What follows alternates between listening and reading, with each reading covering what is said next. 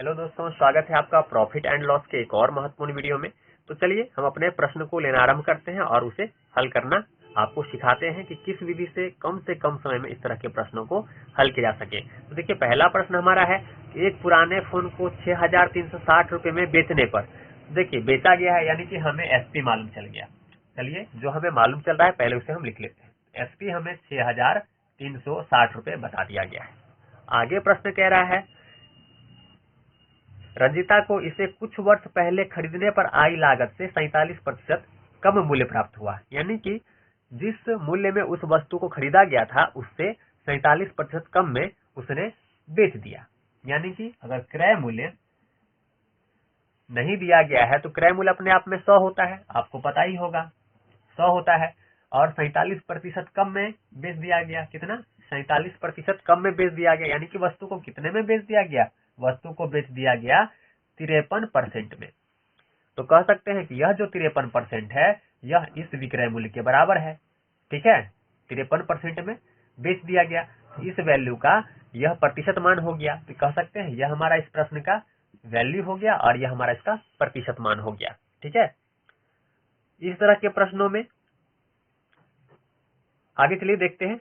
लिखा हुआ है कि 13% का लाभ प्राप्त करने के लिए रंजीता को इसे किस मूल्य पर बेचना चाहिए। कितना प्रतिशत लाभ? 13% लाभ। देखिए, लाभ कैसे प्राप्त होगा?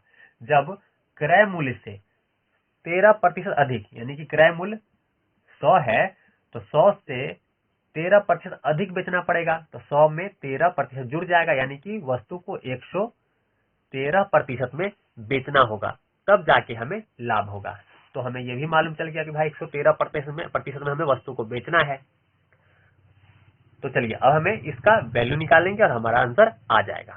तो देखिए, प्रश्न हमसे पूछ रहा था कि 113% बताइए। तो इस तरह के प्रश्नों में क्या करते हैं, वैल्यू को रखते हैं सबसे ऊपर। तो 6,360 हमारा ऊपर आएगा, इसका प्रतिशत मान क्या है? 53, जो कि नीचे लिखाएगा, और गुना कर देंगे जो हमें निकालना है। तो हमें 113% का मान निकालना है, तो 113% इधर गुना कर देंगे। अब देखिए, इसे डिवाइड कीजिए। 53 से आपका 6,360 कट जाएगा कितने बार में? 12, और एक जीरो है तो जीरो, 120 बार में कटेगा। अब इसे हम गुना कर लेंगे 113 से। अब यहाँ ध्यान देने वाली बात है कि क्या आप 120 को 113 से गुना करेंगे एग्जाम हॉल में बैठ के? नहीं ना। इसके लिए सबसे आसान ट्रिक क्या है, आप यह देखिए कि गुना करेंगे तो लास्ट में क्या आएगा? एक जीरो है, तो हमें मालूम है कि भैया जीरो तो आएगा ही, एक जीरो। ठीक है, इसके बाद दूसरा संख्या 3 है और इसका 2 है, गुना पहले इस दोनों का होगा तो 6 भी आएगा। तो मालूम चल गया कि लास्ट में 60 आएगा।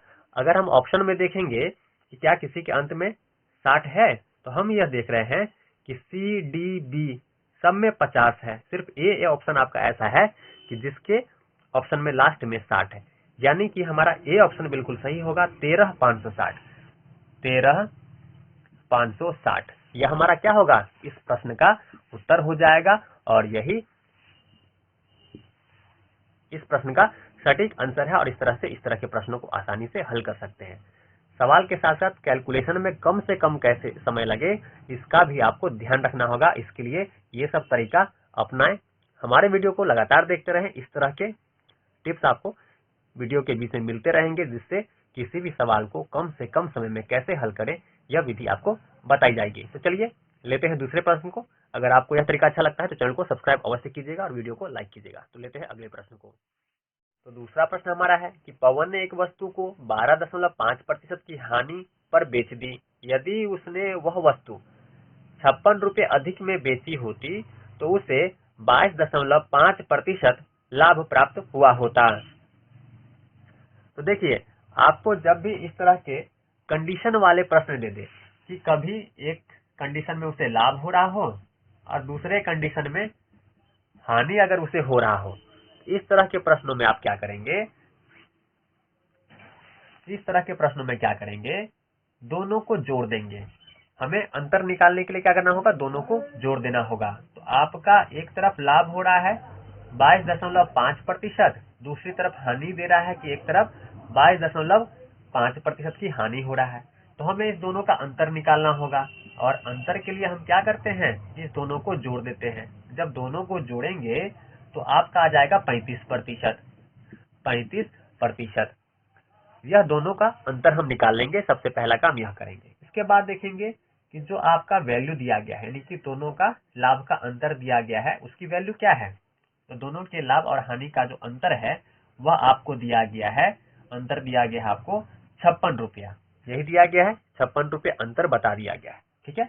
प्रश्न कह रहा है कि 25% लाभ प्राप्त करने के लिए उस वस्तु का विक्रय मूल्य कितना होना चाहिए। ठीक है। लाभ प्राप्त करने के लिए कितना, 25%। तो लाभ कब प्राप्त होता है, क्रय मूल्य पर जब हम 25% अधिक में बेचेंगे। क्रय मूल्य से 25% अधिक में वस्तु को बेचेंगे तब जाके हमें लाभ होगा। अगर क्रय मूल्य आपका 100 है, इसको 25% अधिक में बेचना होगा, यानी कि वस्तु को 125% में बेचना होगा ना, तभी जाके हमें लाभ होगा। ठीक है, यहाँ तक कोई दिक्कत नहीं। चलिए अब हम इस सवाल को हल करते हैं। सवाल को हल करने के लिए पैटर्न आपका वही रहेगा कि आपको वैल्यू लिखना है ऊपर। तो वैल्यू हमारा है 56 रुपया।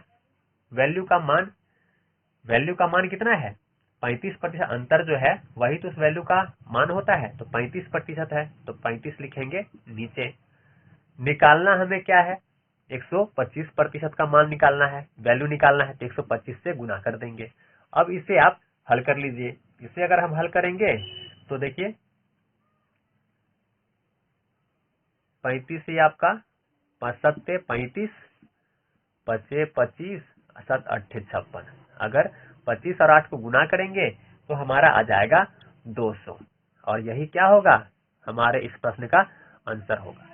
तो बस आपको इस तरह के प्रश्नों में ध्यान यह रखना है, अगर कंडीशन दे दी जाए, अगर कंडीशन अलग अलग लाभ और हानि हो तो जोड़ देना है। जोड़ के हमें अंतर निकल जाएगा, और उस अंतर का मान देख लीजिए कि क्या दिया गया है। तो 56 रुपये अधिक, तो 56 रुपये उसका वैल्यू दिया गया है दोनों के अंतर का। और साथ ही निकालना क्या है, तो निकालने के लिए कह रहा है कि आपको 25% का लाभ प्राप्त करना है। तो 25% लाभ प्राप्त करने के लिए क्रय मूल्य पे 25% अधिक में बेचना होगा, यानी कि 100 + 25 125 में वस्तु को बेचना होगा। और इसे हल कर लीजिए। वैल्यू रखिए ऊपर, वैल्यू हमारा था 56 हमने ऊपर रखा, वैल्यू का मान था 35, तो 35 हमने नीचे रखा। निकालना क्या हमें 125% में, 125% निकालना है, तो गुना कर देंगे 125 से, और इसे हल करेंगे तो इस प्रकार से हमारा आंसर आ जाएगा। तो चलिए ऐसी पैटर्न के कुछ और प्रश्न लेते हैं और उसे हल करते हैं, ताकि आपका कॉन्सेप्ट और क्लियर हो सके। तो लेते हैं अगले प्रश्न को। अगला प्रश्न कह रहा है कि पुरानी वस्तु को बेचने के लिए एक व्यक्ति ने 3540 में एक चाय के सेट की बिक्री की। ठीक है, तो हमें एसपी मालूम चल गया। एसपी हमें मालूम चल गया कितना दिया हुआ है, एसपी दिया गया है आपको 3540। ठीक है, यही आपको दिया गया है। इसके बाद देखते हैं, जो कि लागत मूल्य से 41% कम। लागत मूल्य से यानी कि क्रय मूल्य से, क्रय मूल्य अपने आप में अगर 100 होता है तो इससे कितना कम, 41% कम। यानी कह सकते हैं कि 59%, 59% में वस्तु को बेच दिया गया। यह 59% किसके बराबर है, 3540, क्योंकि 3540 में उसने वस्तु को बेचा है, इसका हमें वैल्यू दिया गया है। तो हमें वैल्यू भी पता चल गया। ठीक है, और यह वैल्यू का प्रतिशत मान कितना हो गया, 59%। क्लियर है, यहाँ तक कोई दिक्कत नहीं।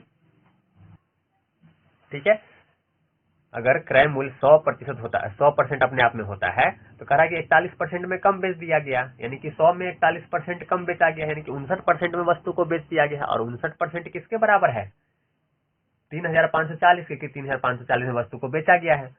तो 59% प्रतिशत मान हो गया किसका, इस एसपी का, यानी कि इस वैल्यू का, 3540 का। ठीक है, चलिए अब वीडियो में आगे बढ़ते हैं और सवाल क्या पूछ रहा है वो देखते हैं। सवाल कर रहा है कि 11% का लाभ प्राप्त करने के लिए विक्रेता को सेट की बिक्री कितने अधिक राशि में करनी चाहिए। तो उसे लाभ चाहिए, 11% का लाभ चाहिए, यही चाहिए ना, प्रश्न में यही पूछ रहा है। तो 11% कब, जब क्रय मूल्य से 11% अधिक। तो क्रय मूल्य अपने आप में अगर 100 होता है तो हमें 11 अधिक में बेचेंगे, तभी तो जाके हमें फायदा होगा, यानी कि वस्तु को 111% में बेचना होगा, 111% में वस्तु को बेचना होगा। तो चलिए अब इस सवाल को हल कर लेते हैं। हमें मालूम चल गया कि हमें निकालना क्या है, हमें प्रतिशत मान मालूम चल गया और हमें वैल्यू पता चल गया। तो इस तरह के प्रश्नों को हल करने के लिए आपको पता है कि वैल्यू को लिखते हैं ऊपर। तो वैल्यू हमें दिया गया है 3540, नीचे लिखिए उसका प्रतिशत मान दिया गया 59 और निकालना है हमें 111%। अब देखिए अगर इसे हम काटेंगे तो 59 से 3540 आपका ये 6 बार में कट जाएगा और लास्ट में 0 है तो 0 आ जाएगा। अब 60 को 11 से गुना करेंगे तो हमारा जाएगा 6660 आ जाएगा, 6660 आ जाएगा। यानी कि वस्तु को अब इतना में बेचना होगा। पर प्रश्न हमसे ये पूछ रहा था कि सेट की बिक्री कितने रुपए अधिक राशि में करनी चाहिए, तो इसके मुकाबले में कितना अधिक है। तो इसके लिए क्या करेंगे, इसके लिए इसमें से हम माइनस कर लेंगे 3540। क्या माइनस करेंगे, 3540। तो हमें मालूम चल जाएगा कि यह कितना अधिक है, यह कितना अधिक है। तो चलिए निकाल लेते हैं। माइनस करेंगे तो आपका आ जाएगा 3120, यानी कि 3120 रुपए अधिक में उस वस्तु को हमें बेचना होगा। और यही हमारा इस प्रश्न का क्या हो जाएगा, आंसर हो जाएगा। तो इस तरह के प्रश्नों को आसानी से आप हल कर सकते हैं। अगर इस तरह के प्रश्नों का आप अभ्यास किए रहेंगे तो एग्जाम में प्रश्न को देखते ही आसानी से कुछ ही सेकंड में उसका उत्तर आप दे पाएंगे।